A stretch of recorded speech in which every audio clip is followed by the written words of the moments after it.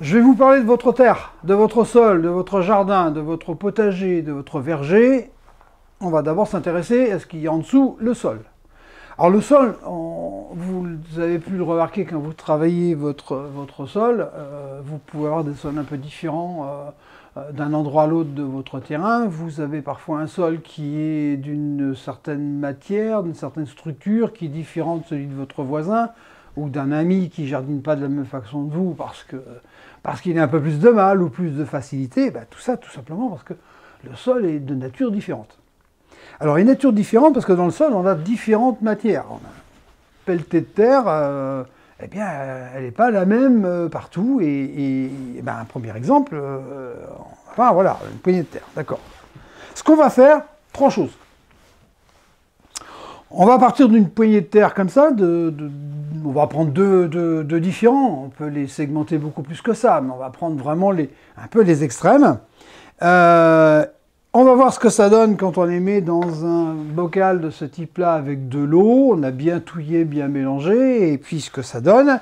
Et puis en troisième partie, donc on va voir avec un appareil qu'on appelle un pH mètre, et puis il y a des choses parfois plus simples qui peuvent être utilisées aussi.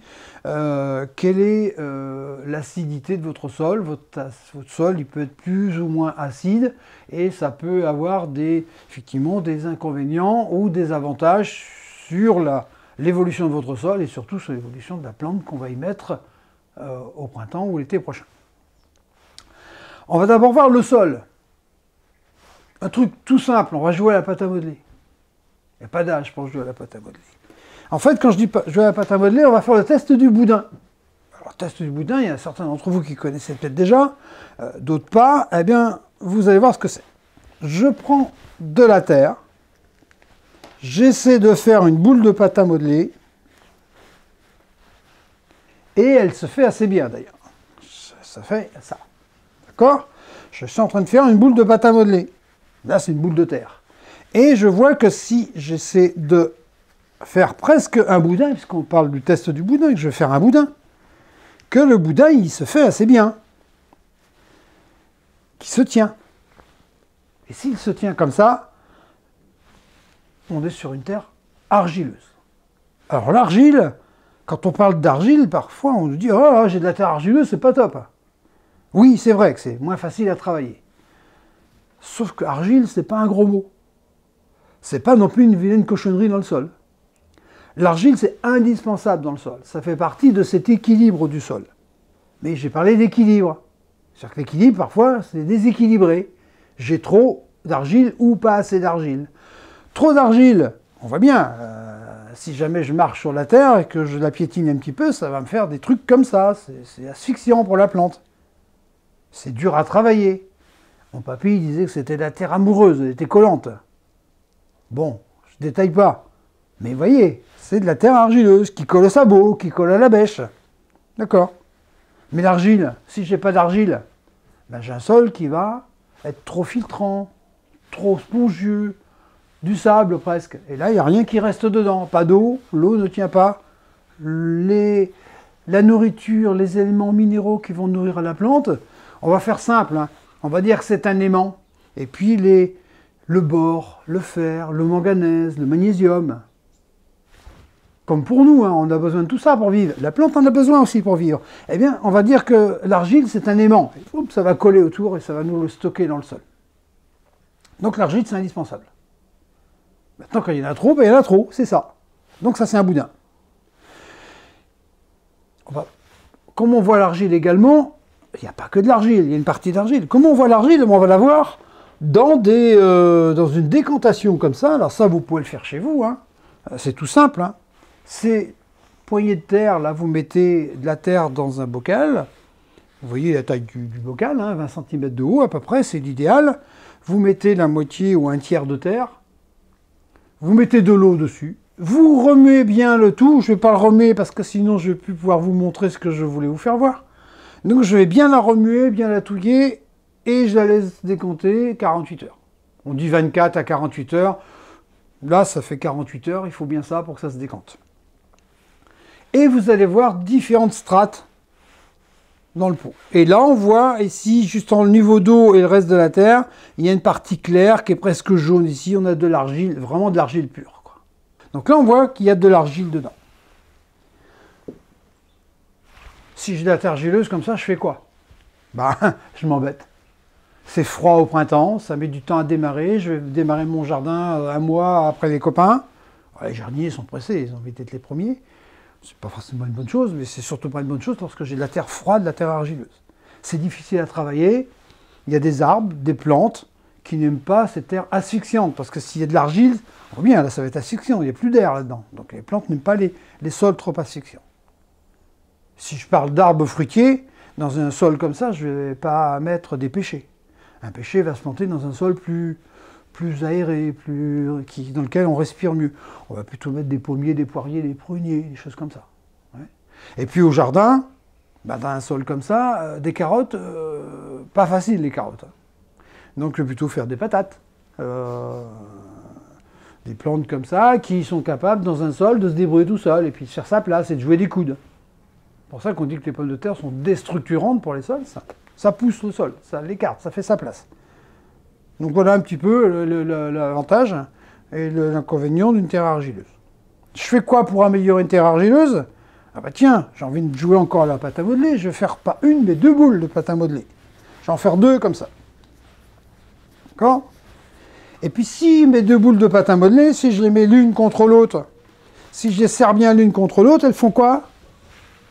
Elles collent, comme la pâte à modeler. Bon, colle presque, mais ça colle. D'accord?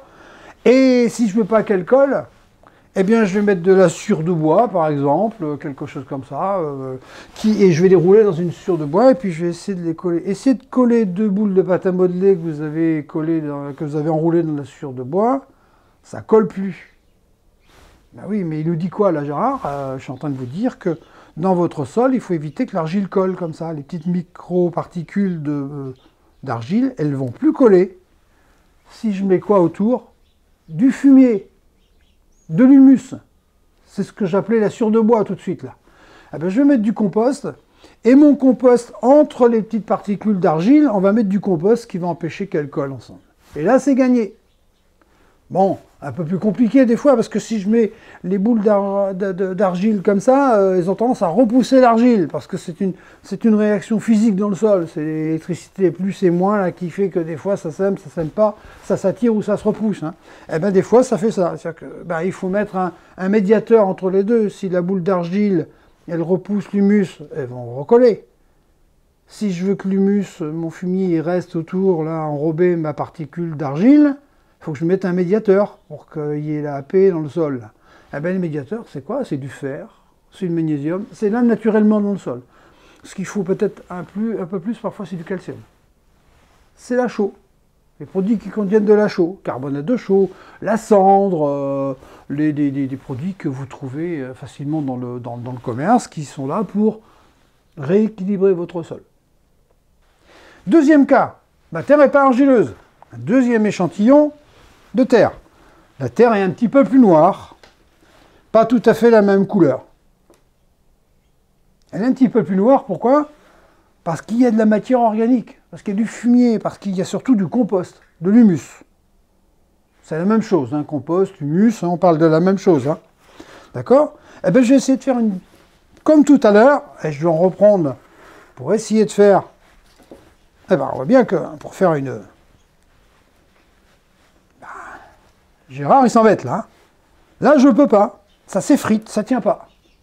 Essayez de faire un boudin avec ça. Ça ne tient pas. Pourquoi est-ce que ça ne tient pas? Eh bien, ça ne tient pas parce que les bulles, les particules d'argile dont je vous parlais tout à l'heure, ils n'arrivent plus à coller les unes contre les autres. Ils n'arrivent plus à coller parce que, eh bien, entre les particules d'argile, il y a de l'humus. Et voilà le résultat. Soit vous avez un sol naturellement comme ça, et c'est génial, soit vous partiez d'un sol comme ça, et vous l'avez amélioré, et vous avez ça. Alors attention, hein, ça ne fait pas comme ça, en claquant du doigt. Non, il va falloir 2 ans, 3 ans, 4 ans, suivant le départ que vous avez, une terre très argileuse, et il va falloir 3-4 ans pour l'améliorer. Le jardinier, c'est une passion de passionné, d'accord, mais de patient aussi.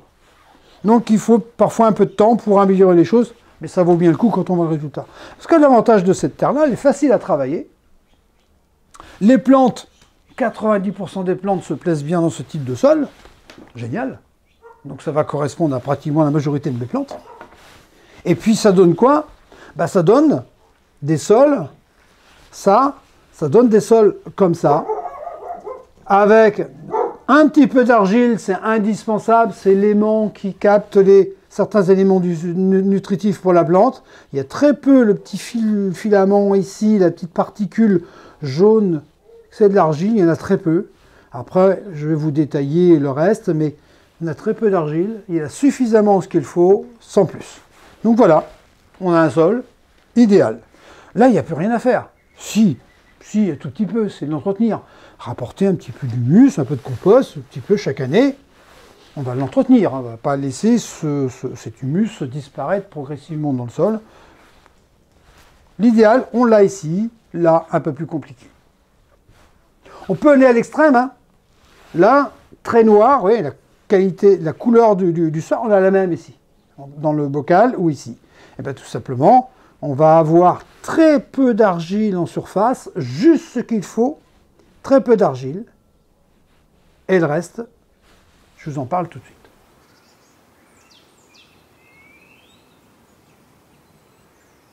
Je vous ai parlé je vous parlais tout de suite là, de cette qualité argile, humus, mais c'est un peu plus que ça.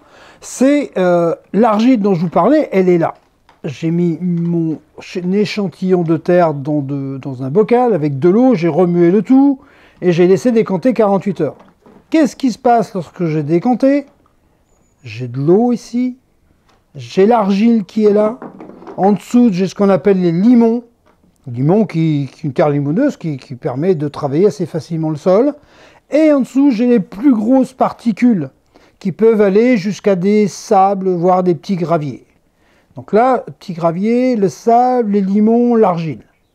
J'ai de l'eau là, ici, avec bien sûr un peu d'argile fine en suspension. Et j'ai un trait ici, là, j'ai de la matière organique. La matière organique, il y en a sûrement encore là-dedans. La matière organique, elle est là, elle est complètement décomposée. Là, c'est ce qu'on appelle de la matière organique disponible. Matière organique encore disponible, c'est celle qui va être prise en charge, éventuellement si elle est encore grosse, par les lombriques, par les bactéries, par les champignons, tout simplement par la vie du sol. Voilà un sol relativement équilibré. De l'argile, c'est indispensable, les limons, la structure physique du sol, le squelette du sol, il est là. Et puis le garde-manger, la nourriture va être stockée un peu dans l'argile et un peu dans cet humus, dans cette matière organique. Voilà un sol pour faire du jardinage, du potager, voire des fruitiers, qui est pratiquement proche de l'idéal.